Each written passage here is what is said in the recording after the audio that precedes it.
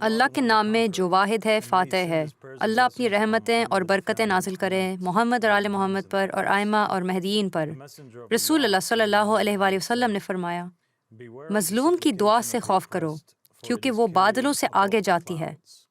اللہ تعالیٰ نے فرمایا، اپنی قدرت اور عظمت کی قسم، میں وقت پر ان قریب تمہاری مدد کروں گا۔ سویڈش اسٹیٹ ریڈیو نے 29 اپریل کو صبح 9:30 بجے اپنے ویب سائٹ پر ایک مضمون شائع کیا جس کا عنوان تھا پولیس نے ایک مذہبی فرقے پر چھاپا مارا۔ اس میں کہا گیا، پولیس نے کئی دیگر حکام کے ساتھ مل کر ہیلیفورش کے باہر ایک مذہبی فرقے کے خلاف آپریشن کیا۔ 69 افراد کو سویڈش مائیگریشن ایجنسی سے منفی فیصلے موصول ہوئے۔ یہ 2018 کی خزاں میں تھا جب احمدی مذہب برائے امن اور روشنی کے پیروکار ہیلیفورش اور برگس لاگس گارڈن میں موجود تھے۔ پولیس کاروبار کی نگرانی کر رہی تھی، لیکن متعدد حکام کے ساتھ مشترکہ آپریشن کے دوران ہی وہ اسے بند کرنے میں کامیاب ہوئے۔ انہوں نے مضمون کے ساتھ ایک 2 منٹ کا انٹرویو جاری کیا جو انہوں نے برگس لاگن پیر لنڈبیک میں پولیس انٹیلیجنس سروس کے سربراہ کے ساتھ کیا تھا۔ یہ آڈیو ہے جو انہوں نے شائع کیا ہے۔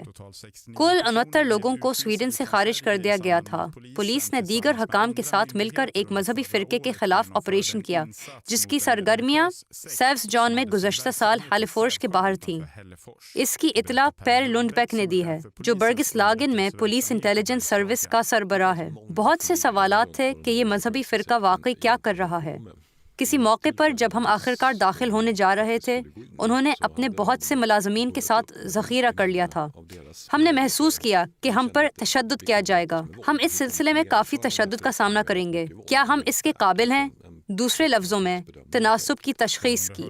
یہ 2018 کے موسم خزاں کے دوران تھا جب احمدی مذہب برائے امن اور روشنی کے پیروکار برگس لاگس گارڈن میں ہیلیفورش میں رہ رہے تھے، لیکن پولیس کا احساس تھا کہ کچھ گڑبڑ ہے اور انہیں مشتبہ جرائم کے بارے میں متعدد انٹیلیجنس رپورٹس موصول ہوئیں جن میں ایک قتل کا بھی ذکر شامل ہے۔ ہم نے منی لانڈرنگ، انسانی اسمگلنگ، انسانی استحصال سے لے کر ہر چیز کو دیکھا، اور کسی موقع پر ہمیں جرمن پولیس کی طرف سے قانونی امداد کی درخواست بھی موصول ہوئی جو وہاں رہنے والوں میں سے کچھ سے پوچھ گچھ کے لیے مدد چاہتی تھی، اور اس کا تعلق انڈیا میں ہونے والے قتل سے ہے۔ دوسرے حکام کے ساتھ مل کر اس کاروبار کو بند کرنے کے مقصد کے ساتھ ایک مشترکہ آپریشن شروع کیا گیا تھا جسے پولیس ایک فرقہ کہہ رہے ہیں۔ پولیس کے علاوہ ٹیکس ایجنسی اور مائیگریشن ایجنسی نے حصہ لیا، اور یہ بالکل مائیگریشن ایجنسی ہی تھی جو فرقے کے متعدد ارکان کے برطانوی شہری ہونے اور برطانیہ کے یورپی یونین چھوڑنے کی بدولت عمل کر سکتی تھی، اور کل 69 افراد کو مسترد کرنے اور ملک بدری کے فیصلے کر سکتی تھی۔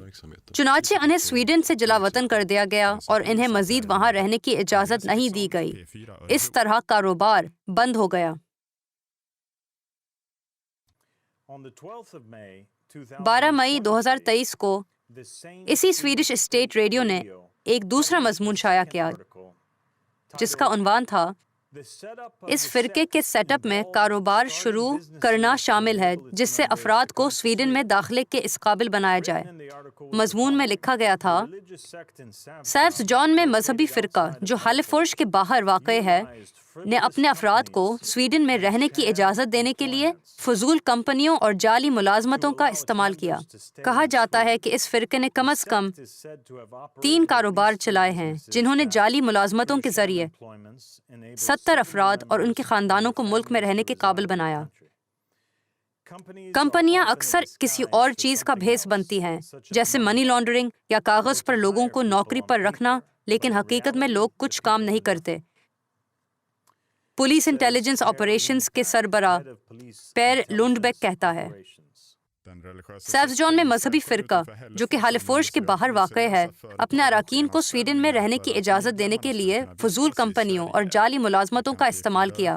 پی فار اریبرو اب اس کا انکشاف کر سکتا ہے۔ پیر لنڈبیک برگس لاگن میں پولیس کے انٹیلیجنس آپریشنز کا سربراہ ہے۔ کمپنیاں اکثر کسی اور چیز کا بھیس ہوتی ہیں جیسے کہ منی لانڈرنگ یا ایسے لوگوں کو ملازمت دینا جو شاید کام نہ کر رہے ہوں لیکن وہ کاغذ پر ملازم ہونے کے طور پر جانے جاتے ہیں، اور حقیقت میں وہ کچھ نہیں کر رہے ہوتے ہیں۔ یہ مخصوص قسم کی دھوکہ دہی وہی ہے جسے ہیلیفورش میں یہ مذہبی فرقہ استعمال کر رہا تھا۔ کم از کم 3 مختلف کمپنیاں کھولنے سے بشمول اریبرو میں ایک ریستوراں تقریباً 70 افراد سویڈن میں رہنے کے قابل ہوئے۔ تاہم پولیس اور سویڈش مائیگریشن ایجنسی کا اندازہ یہ تھا کہ کمپنیاں فضول ہیں اور صرف اس لیے قائم کی گئی تھیں کہ فرقے کے افراد اور ان کے خاندانوں کو سویڈن میں رہنے کی اجازت دی جائے۔ ممبروں کو جو تنخواہ ملنی تھی وہ لیبر امیگریشن کے لیے موجود حد سے کچھ زیادہ تھی، لیکن حقیقت میں شاید ہی کوئی رقم ادا کی گئی۔ اراکین خود دعویٰ کرتے ہیں کہ ملازمت حقیقی تھی اور سویڈش مائیگریشن ایجنسی کا خیال بے بنیاد ہے، اور پولیس پر لنڈبیک کے مطابق حکام کی مشترکہ کارروائی کے بعد یہ فرقہ سویفسجان سے غائب ہو گیا ہے۔ در حقیقت مشترکہ آپریشن میں شریک کوئی بھی حکام علاقے میں ایک مذہبی فرقہ نہیں چاہتے تھے، خاص طور پر وہ فرقہ جو پرتشدد ہو۔ ہم انہیں بالکل نہیں چاہتے، خاص طور پر ہماری مقامی کمیونٹی میں ہم نہیں چاہتے کہ وہ یہاں رہیں۔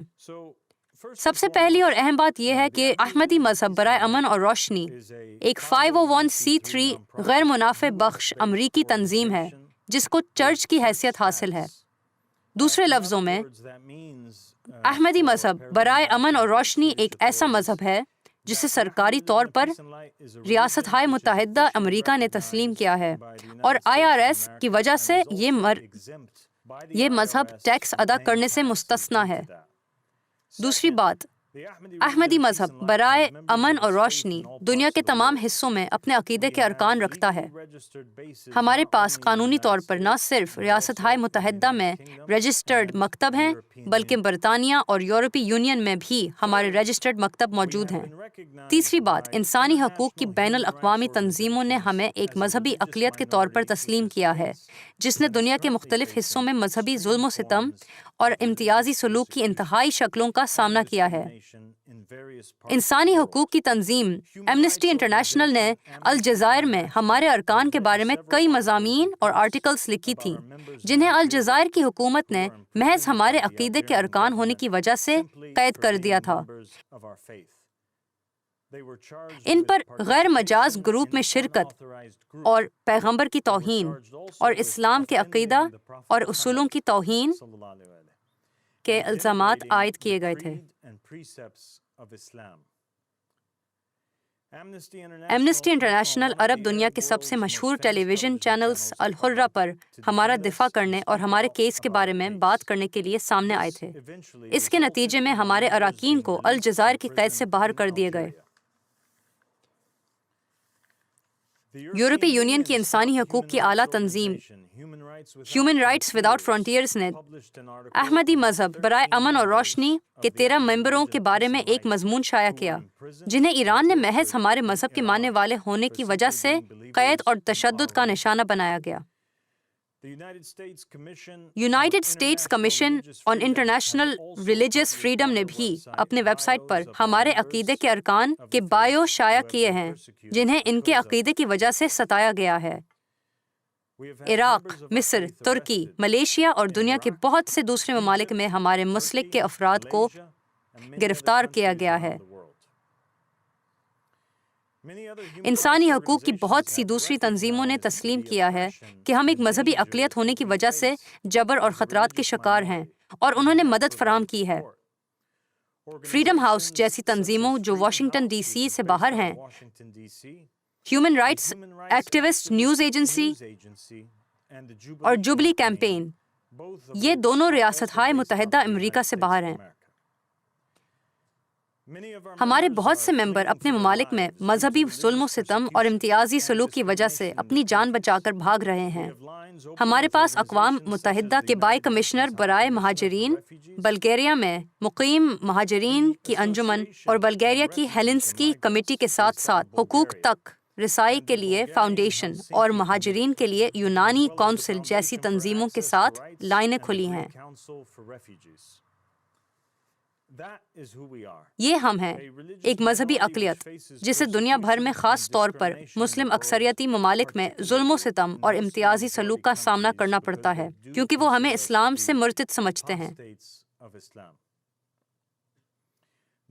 ان کا ہمیں اسلام سے مرتد سمجھنے کی وجہ یہ ہے کہ ہم خواتین کے لیے حجاب کو لازمی نہیں مانتے ہیں۔ ہمارا یقین ہے کہ اسلام کے بعد خدا کے ساتھ ایک نیا عہد نامہ ہے، اور وہ امام احمد الحسن منہ السلام کے ساتھ 7واں عہد نامہ ہے۔ کیونکہ ہم داؤد علیہ السلام کے ستارے کو ایک مقدس علامت مانتے ہیں، کیونکہ ہمارا ماننا ہے کہ اسلام سمیت 99% مذاہب غلط ہیں، کیونکہ ہم شراب پینے کو حلال سمجھتے ہیں،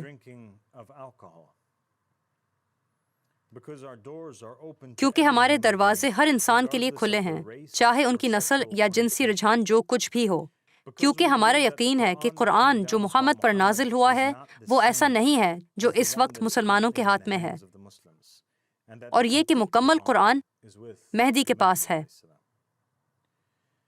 ہم سمجھتے ہیں کہ امام حسین علیہ السلام کے قتل کے بعد مسلمانوں نے رمضان کا حقیقی مہینہ کھو دیا، اور ہم سمجھتے ہیں کہ رمضان کا حقیقی مہینہ دسمبر میں ہے، اور ہمیں یقین ہے کہ حقیقی کعبہ پیٹرا میں ہے، نہ کہ مکہ میں۔ لہٰذا اس لیے کہ ہمارے مختلف عقائد اور نظریات ہیں، اور اس لیے کہ ہم دوسرے مظلوم لوگوں کے لیے روادار ہیں، ہم دنیا بھر میں گرفتاریوں، ظلم و ستم، نسل پرستی اور تعصب پر مبنی حملوں اور تشدد کی کارروائیوں کا نشانہ بنے ہیں۔ 2018 میں جب ہم نے پہلی بار سویڈن میں خود کو قائم کیا تو ہم نے برگس لاگس گارڈن میں ایک جائیداد حاصل کی، اور اسے باضابطہ طور پر احمدی مذہب برائے امن اور روشنی کے نام پر لینڈز متریت کے ساتھ رجسٹر کیا، جو کہ سویڈن میں زمین کی رجسٹریشن کا ذمہ دار سرکاری ادارہ ہے۔ ہم نے اپنا عقیدہ بھی قانونی طور پر سویڈن میں رجسٹر کرایا تھا، اور سکیٹیورکٹ سویڈش ٹیکس ایجنسی سے تنظیم کا نمبر حاصل کیا تھا۔ ہم نے پہلے سے سوالات اور فارم بھی پر کیے جس سے سویڈش حکومت کو ہمارے ارادوں سے آگاہ کیا گیا۔ فارم میں انہوں نے ہم سے پوچھا کہ ہم سویڈن میں ایک تنظیم کے طور پر کیا کرنا چاہتے ہیں، اور ہم نے جواب دیا کہ ہم اس سہولت کو ٹیکس کوڈ سیکشن نمبر 940910 کے مطابق استعمال کرنے کا ارادہ رکھتے ہیں، جس کا عنوان ہے ایک مذہبی کمیونٹی کی سرگرمیاں۔ اس میں گرجا گھروں، مساجد، مندروں، عبادت گاہوں یا دیگر مقامات پر زائرین کو فراہم کی جانے والی تمام عام خدمات شامل ہیں۔ خانقاہی سرگرمی، اعتکاف کی سرگرمیاں، مذہبی جنازہ کی خدمت، تصدیق کی تعلیم۔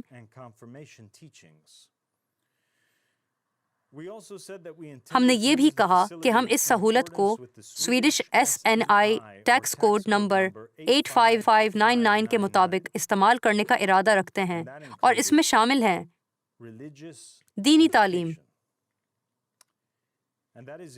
اور یہ بالکل وہی وجوہات ہیں جن کے لیے ہم نے پراپرٹی کا استعمال کیا۔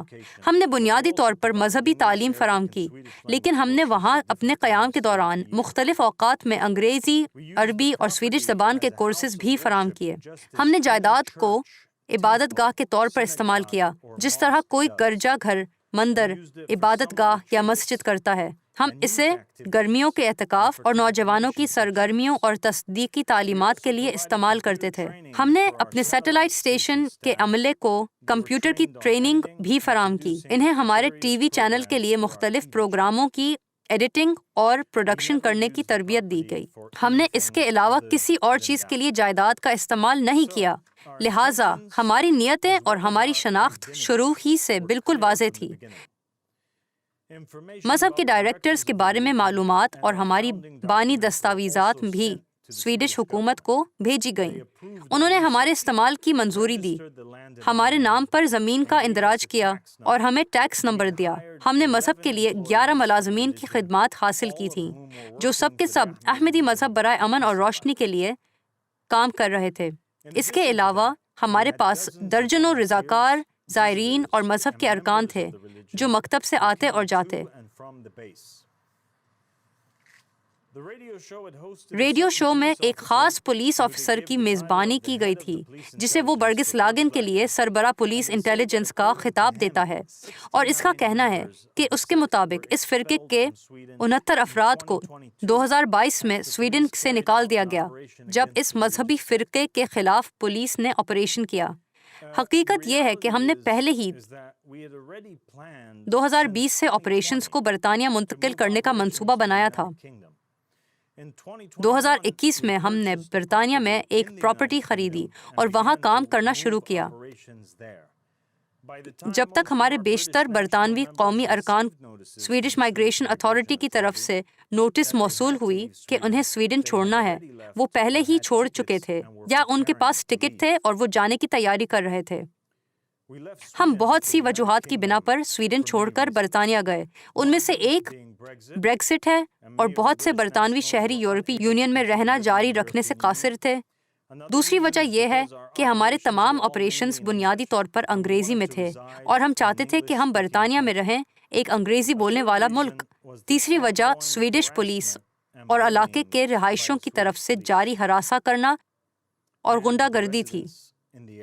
ستمبر 2020 میں ہمیں سویڈن میں اپنے مکتب پر 20 سے زیادہ وردی پوش پولیس افسراں کی طرف سے 7 سے زیادہ پولیس گاڑیوں میں چھاپا مارتے ہوئے دیکھ کر حیرت ہوئی، اور ان کے ساتھ 5 سے زیادہ سواٹ افسراں کی ایک ٹیم مکمل جنگی سامان میں تھی۔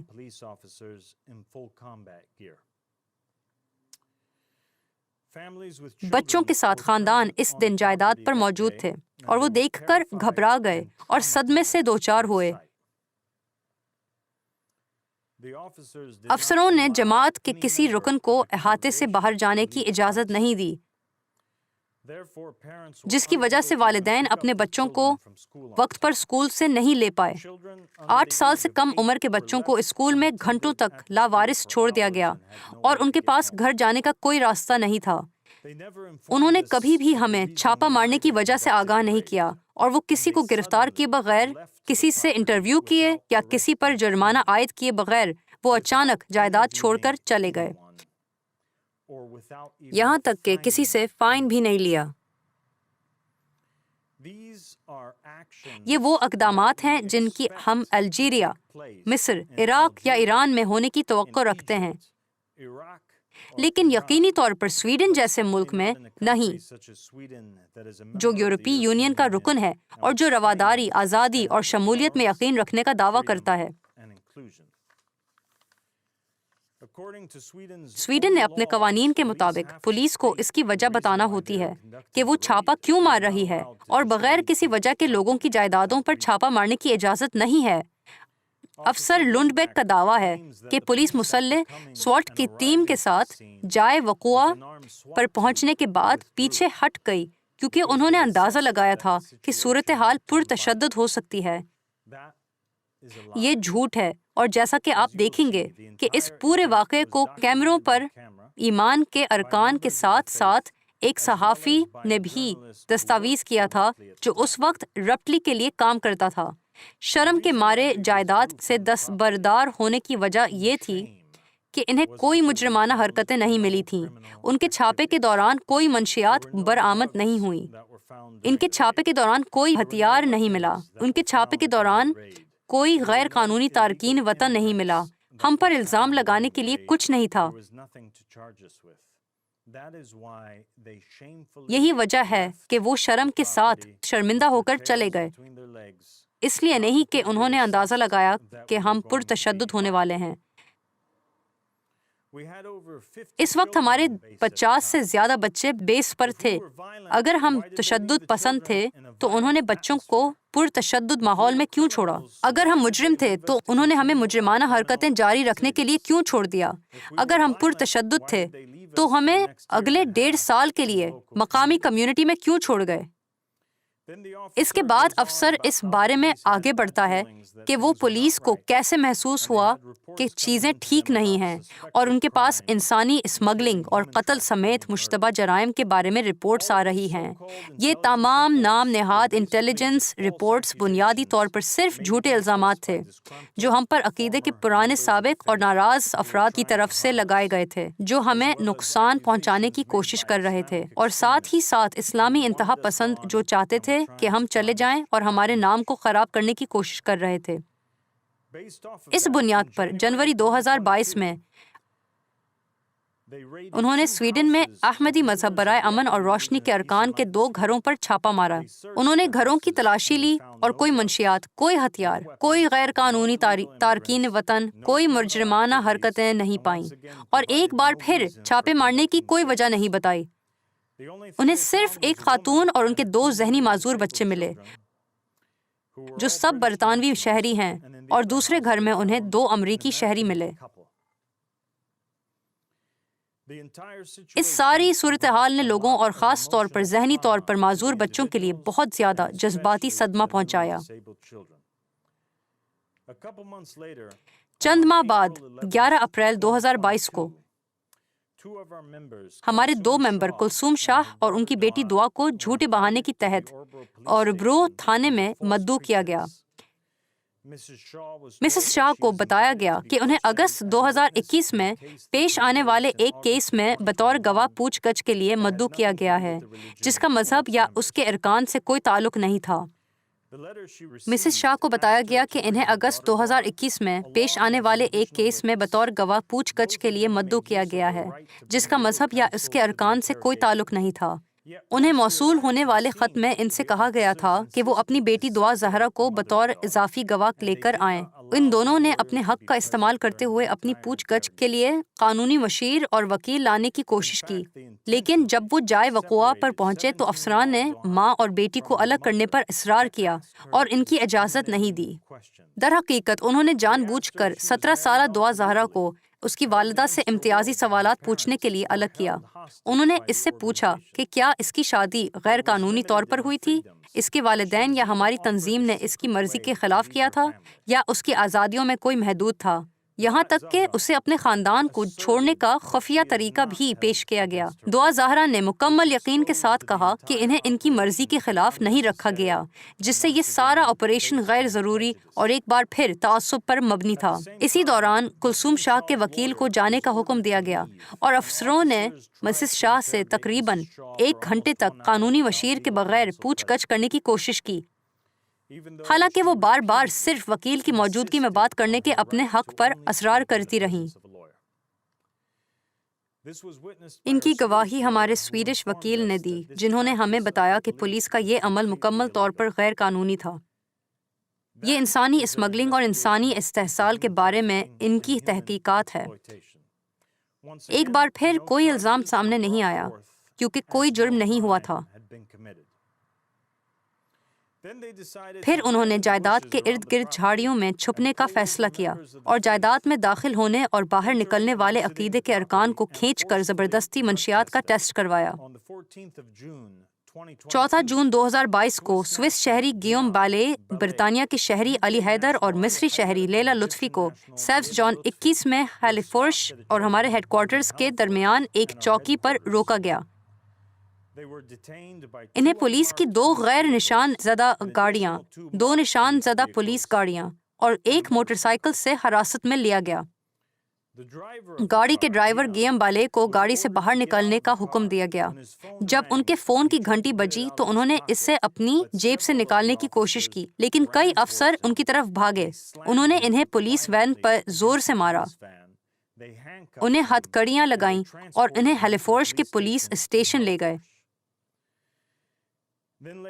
پھر بعد میں اریبرو پولیس اسٹیشن لے گئے۔ انہوں نے پوری کارروائی کے دوران ان کا فون بھی ضبط کر لیا۔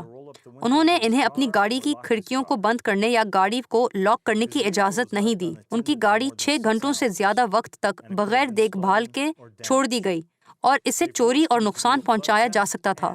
انہوں نے انہیں خون اور پیشاب کا ٹیسٹ کرانے پر مجبور کیا، پھر انہیں ایک ایسے سیل میں ڈال دیا جس میں بیت الخلا کا فلش موجود نہیں تھا۔ کئی گھنٹوں کے بعد انہوں نے افسروں کو بتایا کہ وہ بھوکے ہیں، لیکن انہیں کھانا نہیں دیا گیا۔ پورے وقت میں افسر ان کا مذاق اڑاتے رہے۔ انہوں نے انہیں بارہا بتایا کہ وہ اپنے وکیل کے بغیر کسی سوال کا جواب نہیں دینا چاہتے ہیں، پھر بھی انہوں نے ان پر بات کرنے کے لیے نفسیاتی دباؤ ڈالا اور کئی گھنٹے بعد تک انہیں وکیل سے بات کرنے کی اجازت نہیں دی۔ پولیس کی طرف سے انہیں تفویض کردہ سویڈش وکیل نے اس بات کی تصدیق کی کہ جرم کا شبہ ہونے پر انہیں سوئس شہری کے طور پر کوئی حق حاصل نہیں ہے۔ انہوں نے دوسرے مسافر علی حیدر کو بھی حراست میں لے لیا۔ پولیس افسر نے زبردستی گاڑی کا دروازہ کھولا اور علی حیدر کو باہر نکلنے کو کہا، جبکہ انہوں نے کوئی غلط کام نہیں کیا۔ انہوں نے انہیں گرفتار کیا، ان کی سر سے پاؤں تک تلاشی لی، یہاں تک کہ ان کے شرمگاہوں میں بھی، اور ان پر چلایا۔ انہوں نے انہیں فون اٹھانے کی اجازت نہیں دی، حالانکہ انہوں نے بار بار مانگا۔ زبردستی انہیں ہیلیفورش لے گئے، جہاں انہوں نے کئی گھنٹوں تک ان کے وکیل کی موجودگی کے بغیر ان سے پوچھ گچھ کرنے کی کوشش کی، حالانکہ انہوں نے ایک درخواست کی تھی۔ پھر وہ انہیں اوریبرو لے گئے، جہاں انہوں نے انہیں بالکل برہنہ کر کے اور آگے جھکا کر ان کی مزید ذلت کی۔ ایک سیل میں مزید 30 منٹ کے بعد انہیں بتایا گیا کہ ان کے خلاف الزامات رد کر دیے گئے ہیں۔ مکمل طور پر بے قصور ہوتے ہوئے انہیں گرفتار کیا گیا اور ذلیل کیا گیا۔ انہیں رہا کر دیا گیا اور ہیلیفورش میں ان کے گھر سے 1.5 گھنٹے کی دوری پر اوریبرو کی ایک سڑک پر چھوڑ دیا گیا۔ چونکہ پولیس نے انہیں اپنا سامان لینے کی اجازت نہیں دی تھی، اس لیے ان کے پاس کوئی فون نہیں تھا کہ وہ اسے لینے کے لیے کسی سے رابطہ کر سکے، اور نہ ہی بس ٹکٹ خریدنے کے لیے پیسے ہوں۔ گیوم بالے اور علی حیدر دونوں کی منشیات کے ٹیسٹ منفی آئے۔ انہیں ان کے سسٹم میں کوئی منشیات نہیں ملی تھی۔ تیسرے مسافر لیلا عبد الرحمان کے نام سے ایک اور ممبر نے ریکارڈ کرنے کی کوشش کی کہ کیا ہو رہا ہے۔ انہوں نے ان سے فون چھیننے کی کوشش کی اور ایک خاتون افسر نے اس منظر کو روکنے کے لیے خود کو سامنے کھڑا کیا، یہاں تک کہ انہوں نے انہیں بتایا کہ پولیس کو فلمانے کی اجازت نہیں ہے اور یہ جرم ہے۔ 2 ساتھی مسافر کو لے جانے کے بعد انہوں نے انہیں گھر سے 11 کلومیٹر دور ایک کھیت میں اکیلا چھوڑ دیا۔ ہمارے کسی ممبر کے خلاف کوئی الزام نہیں لگایا گیا۔ اگلے دن 15 جون کو فواد حیدر کے نام سے ہمارے مذہب کے ایک اور فرد کا تعاقب کیا اور ہیلیفورش شہر میں پولیس کی ایک خفیہ گاڑی نے انہیں روکا۔ انہیں بتایا گیا کہ ان پر منشیات کے زیر اثر ہونے کا شبہ ہے۔ انہوں نے ان سے سوالات پوچھے، لیکن انہوں نے خاموش رہنے کے اپنے قانونی حق کا استعمال کیا۔ افسروں نے انہیں بتایا کہ وہ اس رویے کو مشکوک سمجھتے ہیں، حالانکہ یہ ان کا قانونی حق ہے۔ پھر ایک افسر نے غصے سے ان کی گاڑی کا دروازہ کھولا اور ان پر چلایا، حالانکہ انہوں نے کچھ غلط نہیں کیا تھا۔ فواد حیدر کو برطانوی ڈرائیور لائسنس کے ساتھ گاڑی چلانے کی بنیاد پر گرفتار کر کے مقامی ہیلیفورش پولیس اسٹیشن لے جایا گیا۔ ان کی گرفتاری کی بنیاد مکمل طور پر غیر قانونی تھی، کیونکہ سویڈن کا قانون برطانوی ڈرائیور کے لائسنس کے لامحدود استعمال کی اجازت دیتا ہے، اور اس لیے الزامات کو رد کر دیے گئے۔ فواد حیدر کو مقامی کلینک لے جا کر زبردستی ڈرگ ٹیسٹ کرایا گیا۔ منشیات کا ٹیسٹ منفی آیا، وہ بے قصور تھے۔ ہمارے کسی ممبر کے خلاف کوئی حقیقی الزام نہیں لگایا گیا۔ عقیدے کے ارکان کو سویڈش پولیس افسروں نے مسلسل روکا اور ہراساں کیا اور ان کی ایک گاڑی کی کھڑکی تک توڑ دی۔ ہم پولیس اسٹیشن جائیں گے، گاڑی سے ابھی نکلو۔ نہیں، ہم پہلے اپنے وکیل کو بلائیں گے۔ گاڑی سے نکلو ورنہ ہم تمہیں زبردستی نکالیں گے۔ تمہاری مرضی ہے۔ لیکن ہمیں سمجھ نہیں آیا کیوں، کس بنا پر؟ میں تمہیں بتا چکا ہوں، پھر بتائیے۔ گاڑی سے ابھی نکلو۔ اگر تم گاڑی سے نہیں نکلے میں یہ کھڑکی توڑ دوں گا۔ تمہیں اس کی قیمت دینی پڑے گی۔ تم کھڑکی توڑ دو گے؟ کیوں توڑو گے؟ تمہیں گاڑی سے نکلنی ہے، کیوں نکلے؟ ہم نہیں جانتے کہ تم کون ہو اس گاڑی میں۔ تمہارے پاس ہماری آئی ڈی ہے، میں ڈرائیور ہوں۔ تمہیں یہ فون ہٹانا پڑے گا۔ کیوں؟ یہ ہماری حفاظت کے لیے ہے۔ ہم یہ ویڈیو کورٹ لے جائیں گے۔ تمہارے پاس بھی کیمرہ موجود ہے۔ دروازہ کھولو ورنہ میں کھولوں گا۔ اس نے کھڑکی توڑ دی۔ گاڑی سے فوراً نکلو۔ اس نے کھڑکی توڑ دی۔ سب فوراً نکلو۔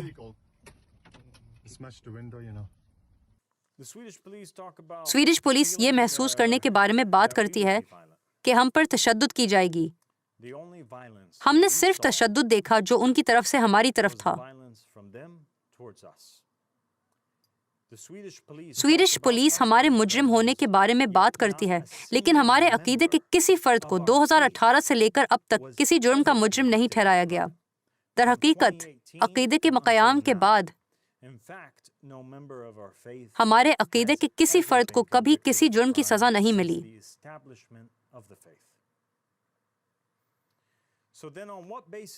تو پھر یہ ریڈیو شو کس بنیاد پر نشر کیا گیا اور یہ مضمون شائع کیا گیا؟ ہمیں ملک سے نکالنے کے لیے نام نہاد سویڈش قانون نافذ کرنے والے اداروں نے کس بنیاد پر سویڈش حکومت کے دیگر پہلوؤں کے ساتھ تعاون کیا؟ انہوں نے کس بنیاد پر اور بغیر کس یقین کے یہ فیصلے کیا کہ وہ ہمیں اپنے ملک میں مزید نہیں چاہتے؟ افسر لنڈبیک کس بنیاد پر کہہ سکتا ہے کہ در حقیقت مشترکہ آپریشن میں حصہ لینے والے کوئی بھی حکام علاقے میں ایک مذہبی فرقہ نہیں چاہتے تھے، خاص طور پر وہ فرقہ جو پرتشدد ہو؟ ہم انہیں بالکل نہیں چاہتے، خاص طور پر ہماری مقامی کمیونٹی میں ہم نہیں چاہتے کہ وہ رہیں۔ اس کا مطلب یہ ہے کہ افسر کہہ رہا ہے کہ سویڈن کی عدالت کی طرف سے سزا کے بغیر اور مقدمہ چلائے بغیر سویڈش پولیس نے ہمیں مجرم قرار دیا۔ سویڈش پولیس نے ہمیں ایک متشدد فرقہ ہونے کا مجرم قرار دیا اور ہمیں ملک سے بے دخل کرنے کے اپنے فیصلے پر عمل درآمد کیا۔ اس کا مطلب یہ ہے کہ افسر لنڈبیک یہ تسلیم کر رہا ہے کہ سویڈن کی قانون نافذ کرنے والی ایجنسی اور ٹیکس ایجنسی کرونوفورڈن اور مائیگریشن ایجنسی نے بھی امتیازی سلوک کے ایک غیر قانونی عمل میں حصہ لیا اور سویڈن میں ہمارے عقیدے کے افراد کے کاروبار اور زندگیوں کو تباہ کرنے کے لیے مل کر کام کیا۔ مذہب کے ارکان ہونے کے علاوہ اور کوئی وجہ نہیں ہے۔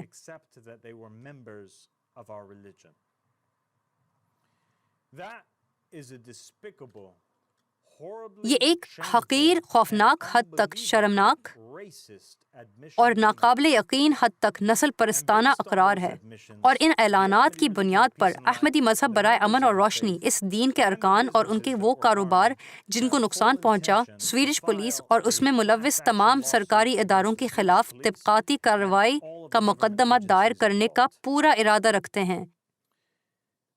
سویڈن کی پولیس نے ایک بار پھر احمدی مذہب برائے امن اور روشنی کی قیادت سے رابطہ کرنے یا کوئی سوال کرنے یا کوئی تعلق قائم کرنے کی کوشش نہیں کی۔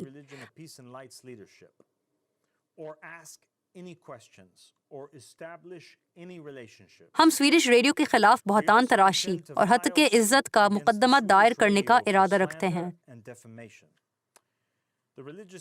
سائوس جان میں مذہبی فرقہ جو ہالیفورش کے باہر واقع ہے نے اپنے اراکین کو سویڈن میں رہنے کی اجازت دینے کے لیے فضول کمپنیوں اور جعلی ملازمتوں کا استعمال کیا۔ یہ ایک غلط بیان ہے، یہ ایک سراسر جھوٹ ہے۔ مذہبی فرقہ ان کاروباروں کے مالک نہیں تھا، یہ کاروبار اصلی کاروبار تھے اور یہ اس مذہب کے ممبروں کے تھے۔ زیر بحث نجی ملکیت کے کاروباروں میں سے ایک اوریبرو میں سوشی ریستوراں تھا۔ سویڈن کے اخبارات نے ریستوراں کے بارے میں مضامین لکھے اور سوشی ماسٹر کی تصویر کھنچوائی۔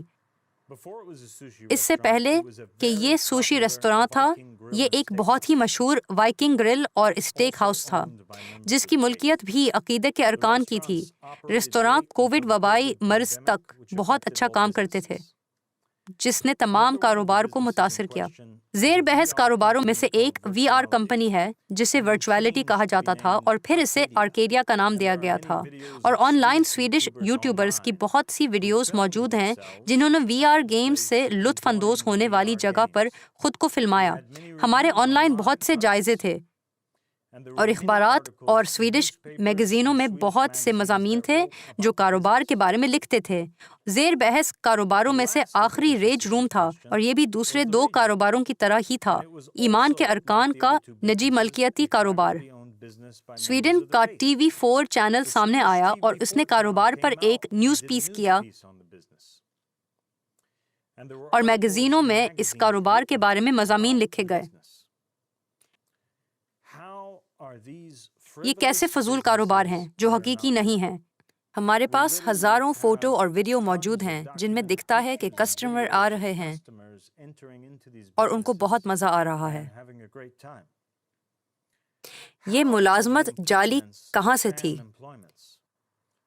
ان باتوں کا ثبوت کہاں ہے؟ ان دعووں کا ثبوت کہاں ہے؟ میں جو واحد ثبوت دیکھ رہا ہوں وہ احمدی مذہب برائے امن اور روشنی اور اس کے ممبر کو سویڈن سے نکالنے کی منظم سازش کا ثبوت ہے۔ آپ نے ان ٹیکسوں کی اطلاع کیوں نہیں دی جو احمدی مذہب برائے امن اور روشنی نے ادا کیے؟ ہمارے سرکاری قیام کے بعد سے ہماری تنظیم کا قانونی ریکارڈ صاف ہے۔ ہم مقامی قوانین کی پابندی کرتے ہیں، ہم نے کبھی کوئی جرم نہیں کیا اور ہم اپنے ٹیکس وقت پر ادا کرتے ہیں۔ در حقیقت سویڈن میں ہماری رجسٹریشن کے بعد سے ہم نے سویڈن کی ریاست کو تقریباً 1.7 ملین کرونر مالیت کے ٹیکس ادا کیے ہیں۔ اس میں یہ شامل نہیں ہے کہ ریج روم، آرکیڈیا، ورچوالٹی، گرینڈ ماسٹر اور والہالا نے کتنی رقم ادا کی۔ مذہب اور اس کے ملازمین کو کیوں نقلی اور جعلی سمجھا جاتا ہے لیکن ٹیکس کا پیسہ اصلی اور واجب الادا ہے؟ کیا آپ کو ٹیکس کا پیسہ واپس نہیں کرنا چاہیے جو آپ نے لیا تھا اگر یہ جعلی تھا؟ انسانی حقوق کے یورپی کنونشن آرٹیکل 6 سیکشن 2 میں بے گناہی کی ضمانت دی گئی ہے۔ مجرمانہ جرم میں ملوث ہر شخص کو قانون کے مطابق جرم ثابت ہونے تک بے گناہ تصور کیا جائے گا۔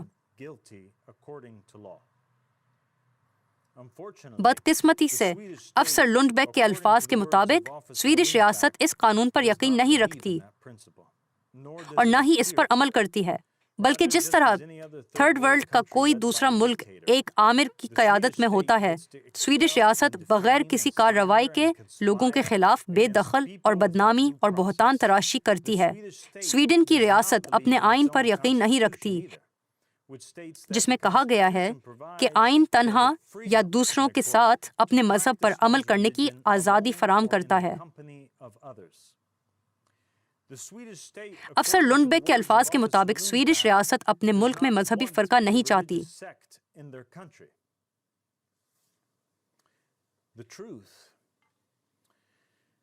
سچ تو یہ ہے کہ وہ اپنے ملک میں کوئی ایسی چیز نہیں چاہتے جس کا اسلام سے کوئی تعلق ہو۔ ان لوگوں کے لیے مذہب کی آزادی صرف اس صورت میں ہے جب قرآن جلانے کی آزادی ہو، اور جرم ثابت ہونے تک بے قصور صرف اس صورت میں ہے جب آپ نیلی آنکھوں والے سنہرے بال والے ہوں۔